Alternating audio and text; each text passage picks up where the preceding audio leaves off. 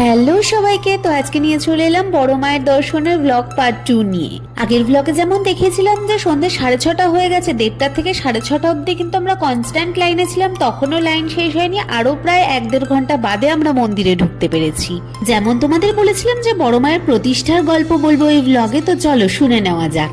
আজ থেকে 90-92 বছর আগে স্বর্গীয় ভবেশ চক্রবর্তী এবং তার 4 বন্ধু মিলে গিয়েছিল শান্তিপুরের ভাঙা রাস দেখতে। আর সেখানে গিয়ে রাধাকৃষ্ণের বিশালাকার মূর্তি দেখে তারা অত্যন্ত বিস্মিত হন। সেখান থেকেই নৈহাটির ছোট রক্ষাকালীর মূর্তিকে বিশালাকার দেওয়ার পরিকল্পনা আসে তার মাথায়। প্রাথমিকভাবে এই পুজো ছিল ভবেশ চক্রবর্তীর বাড়ির পুজো, মা কালীকে বাড়ির মেয়ে রূপেই আরাধনা করা হতো। এই ভাবনাকে বাস্তবায়িত করার পরেই ভবেশ চক্রবর্তীর নাম অনুসারেই নৈহাটির মায়ের নাম হয় ভবেশ কালী। তারপরে একদিন মায়ের আদেশ অনুসারেই এই পুজো সর্বজনসাধারণের পুজো হিসাবে শুরু হয় এবং মা সকল নৈহাটিবাসীর কাছে বড় মা হিসাবে পূজিত হতে চান। তারপর থেকেই তিনি বছরের পর বছর ধরে নৈহাটির বড় কালী রূপে পূজিত হয়ে আসছেন। মাঝখানে তোমাদের সুবিধার জন্য একটু বলে রাখি যে মন্দিরের দুপাশেই কিন্তু এরকম প্রচুর ফুল মিষ্টির ডালার দোকান আছে। তোমরা এখান থেকে 50, 100, 150 বিভিন্ন দামের ডালা পেয়ে যাও।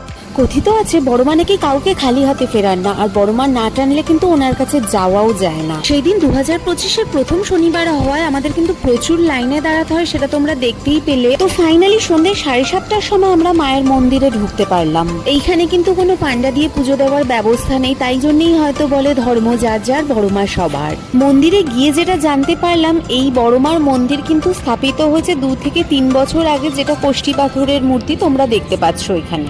জয় বড় মা, সবার মঙ্গল করো, দুষ্টের দমন করো, শিষ্টের পালন করো। এত ভিড়, বড় মাকে দর্শন করার জন্য এত লাইন হলে কি হবে? ভেতরে গিয়ে কিন্তু দেখতে পাচ্ছি সবকিছু ভীষণ সিস্টেমেটিক্যালি হয়। সারাদিনের জার্নিতে কিন্তু আমাদের পাম্পাম প্রচন্ড টায়ার্ড হয়ে ঘুমিয়েই পড়েছে। আর আরেকটা কথাও না বললে হয় না, কারণ এখানে যে এত ঘন্টা আমাদের সময় লেগে যেতে পারে সেই ব্যাপারে তো বাড়ি থেকে আসার সময় আমাদের কোনো ধারণাই ছিল না, অথচ আমাদের কিন্তু সত্যিই সেরকম ভাবে খিদেও পায়নি। অবশেষে সমস্ত অপেক্ষার অবসান ঘটিয়ে দেখা পেলাম মায়ের। আহা, কি সুন্দর মায়ের মুখ।